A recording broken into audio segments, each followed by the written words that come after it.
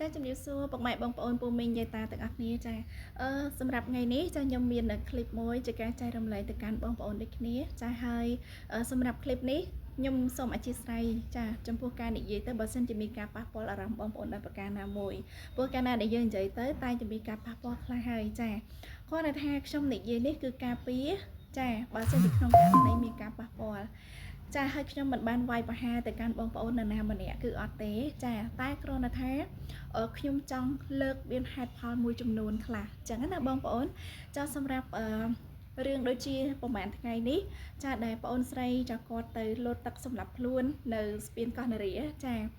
ខ្ញុំក៏មិនបានដឹងដែរថាមូលហេតុអីបានជាគាត់ទៅសម្រាប់ខ្លួនចាអ្នកខ្លះគាត់បាននិយាយថាមូលហេតុដោយសារតែសង្សាររបស់គាត់ចាទៅភ្ជាប់ពាក្យជាមួយនឹងអ្នកផ្សេងចាហើយក៏មានប្រជាពលរដ្ឋបងប្អូនយើងមួយចំនួនខ្លះចាក៏បានចូលទៅជេរកាន់ទៅកាន់ប្អូនស្រីថាប្អូនស្រីល្ងងចាប្អូនស្រីមិនចេះគិតវែងឆ្ងាយមិនយល់ពីឪពុកម្ដាយចាមិនដឹងថាមិនគិតពីឪពុកម្ដាយថាគាត់ស្រឡាញ់យើងប៉ុណ្ណាហើយយើងគ្រាន់តែរឿងប្រុសប៉ុណ្ណឹងយើងហ៊ានទៅសម្លាប់ខ្លួនដោយសារប្រុសម្នាក់ចាប៉ុន្តែខ្ញុំក៏មិនបានដឹងដែរថាតើប្អូនស្រីជួបរឿងអីខ្លះចាហើយប្អូនស្រីចា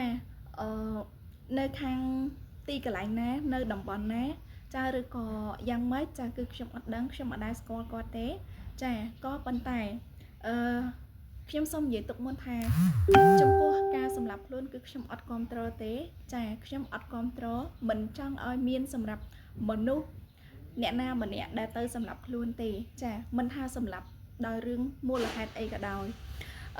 ចង់និយាយថាមិនដឹងថាគាត់មានរឿងអីខ្លះយើងអត់ដឹងចាយើងមិនមែនជាអ្នកនៅក្នុងខ្លួនរបស់គាត់បើសិនជាក្នុងករណីតាមខ្ញុំគិតចាហើយខ្ញុំចូលមើលនៅក្នុង profile account របស់គាត់ខ្ញុំគិតថាគាត់មិនមែនមានរឿងតែប៉ុណ្្នឹងទេចាគាត់មានរឿងច្រើនជាងនឹងទៀតព្រោះអីតាមដែលខ្ញុំមើលទៅគាត់គឺជាមនុស្សម្នាក់ដែលខ្វះភាពកក់ក្ដៅតាំងពីក្មេងចាហើយសម្រាប់បងប្អូនយើងអ្នកដែលគាត់ធ្លាប់ខ្វះភាពកក់ក្ដៅតាំងពីតូចរហូតដល់ធំរហូតដល់វ័យចាស់ចាគាត់នឹងយល់ពីអារម្មណ៍មួយហ្នឹងឯងប៉ុន្តែសម្រាប់អ្នកដែលគាត់រឹងមាំចាអត់អីទេចាគាត់អត់បញ្ហាទេគាត់ផ្លូវចិត្តគាត់រឹងមាំដោយសារនៅពេលដែលគាត់មានការផ្លាស់ប្ដូរខ្លួនឯងគាត់យល់ពីខ្លួនឯងគាត់ស្រឡាញ់ខ្លួនឯងចាគាត់មានគ្រួសារដែលមានជាប្តីឬក៏ប្រពន្ធចាដែលមានការយល់ចិត្តគាត់ចាអាចលើកទឹកចិត្តគាត់អីចឹងទៅប៉ុន្តែអ្នកខ្លះក៏មិនមានអ្នកដែលលើកទឹកចិត្តតែគាត់អាចលើកទឹកចិត្តខ្លួនឯងបានចាគាត់ខ្ញុំពិតជាសរសើរសម្រាប់អ្នកដែលជួបរឿងភ្ជុះភ្លៀងជាច្រើនហើយអាចនៅរស់បានរយៈពេលយូរហើយធ្វើកិច្ចការងារបានជោគជ័យច្រើនរឿងចាច្រើនឧបសគ្គមែនតើចាខ្ញុំពិតជាសរសើរគាត់ចាប៉ុន្តែសម្រាប់អ្នកដែលមានបញ្ហាផ្លូវចិត្តខ្សោយចា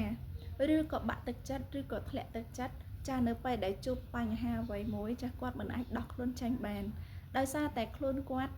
មានភាពស្មោះត្រង់ខ្លាំងពេកគាត់ដាក់អារម្មណ៍ដាក់ចិត្តចាទៅកាន់រឿងអ្វីមួយខ្លាំងពេកចាធ្វើឲ្យគាត់ដិតដាមនៅអារម្មណ៍មួយនេះដែលមិនអាចកាត់ផ្ដាច់បាន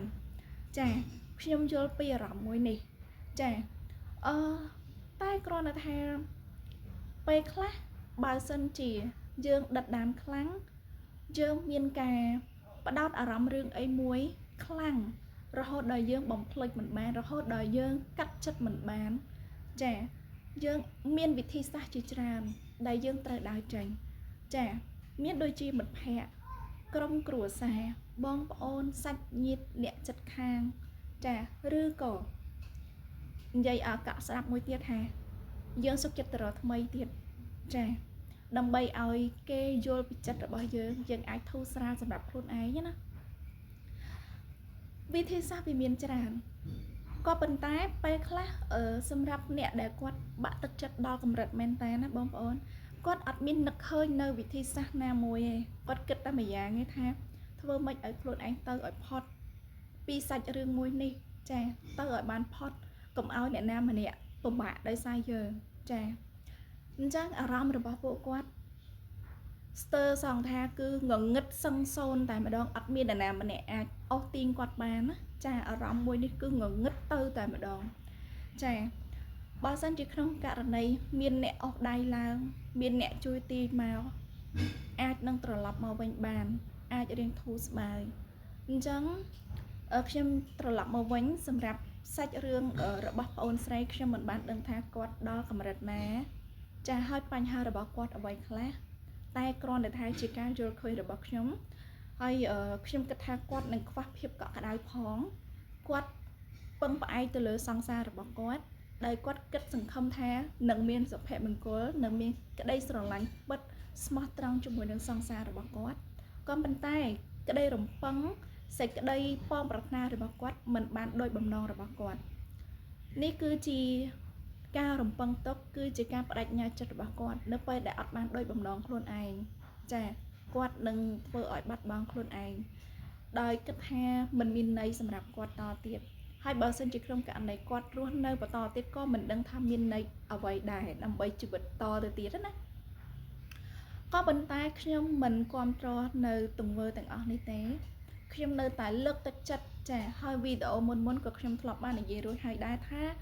បងប្អូនបើសិននៅក្នុងករណីមានបញ្ហាបាក់ទឹកចិត្តចា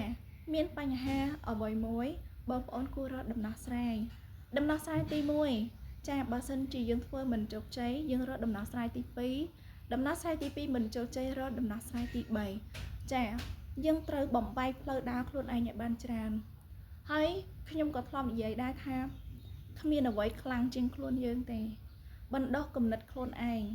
បណ្ដោះភាពខ្លាំងនៅខ្លួនឯងបណ្ដោះភាពជឿជាក់ដោយខ្លួនឯងឡើងវិញហើយពេលខ្លះខ្ញុំចង់ផ្ដល់គំនិតមួយថាបងប្អូនយើងពេលខ្លះចង់ឲ្យខ្លួនឯងរឹងមាំចង់ឲ្យខ្លួនឯងកាត់ផ្ដាច់ពីរឿងអីមួយពេលខ្លះបើអាចធ្វើជាមនុស្សអាត្មានិយមខ្លះដែរប៉ុន្តែយើងមិនចាំបាច់ធ្វើអាត្មានិយមគ្រប់ពេលទាំងអស់ទេតែគ្រាន់តែថាយើងដើម្បីកាត់ផ្ដាច់រឿងអីមួយយើងធ្វើជាមនុស្សអាត្មានិយមខ្លះដើម្បីខ្លួនឯងខ្លះទៅកុំដើម្បីគេពេក